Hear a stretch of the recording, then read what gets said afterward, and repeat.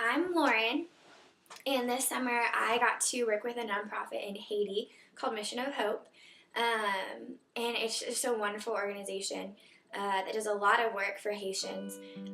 The earthquake hit in 2010, and it just devastated the country that was already so poor. And so Mission of Hope does a lot of work to restore what was broken. And I had the privilege of being the business development intern, and they are trying to start up 3 for-profit entities that'll essentially sustain the nonprofit side. So it's a really cool look at how to do business in a developing country. And so I was responsible for helping to see how we can develop these entities to become actual viable companies that are making a profit that we can funnel back into the nonprofit. And so it was a great experience. I got to put my hand in a lot of different things. We have a manufacturing company that deals with handbags and women's accessories and products for specifically women. And then we are building up an agriculture development company, and they're going to do lots of meal packing for children who don't have food. And then we had a Market of Hope that highlights local artisans all over Haiti, and so going and finding new products and putting them in the store and seeing, kind of doing a little market research on what sells and what doesn't. So it was a really good hands-on learning experience for me. And it just opened my eyes to international business in the nonprofit world.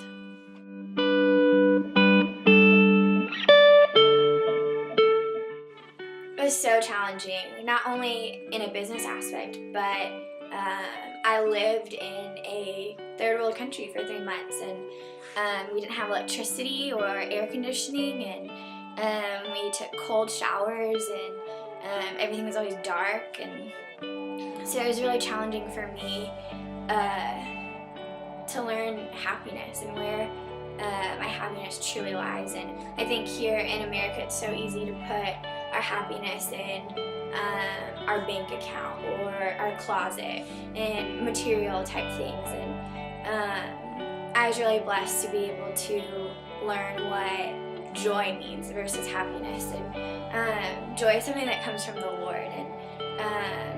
So I was really thankful for that opportunity to be stripped of everything that America says is a necessity to being a woman and to being successful, and kind of redefine what that looks like and redefine it according to what the Bible says and where our treasures truly lie. And so it was really fun for me.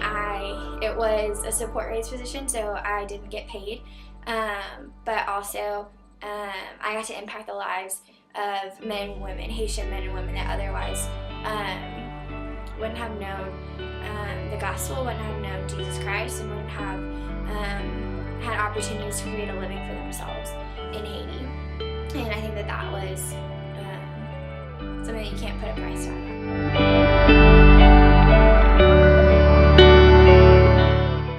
But it also shaped what I want to do for the rest of my life.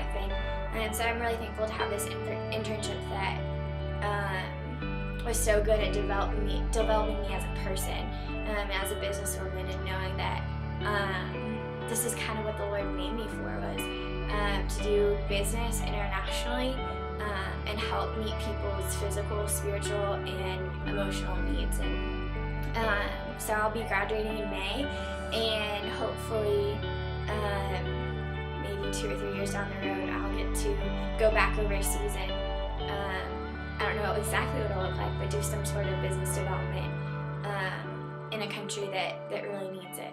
And so this internship is kind of what started and opened the doors to the possibility of what that could actually be and what that could actually look like. Haiti grips your heart. I don't know anyone who's been and doesn't have the desire to go back. And I think that it's the joy that I found there. And I mentioned that that's something that I learned was not just what happiness looks like, but what unconditional joy looks like in all circumstances. And I think that that's something that the Haitians have taught me, is how to be joyful in all circumstances. it's humbling to see people who have lost everything, or who never had anything to begin with, and see the joy that they have, and that comes from their knowledge of God and their love for Christ. And so it's just so encouraging to see what that looks like. And coming back to the States, trying to understand how I keep a piece of that with me,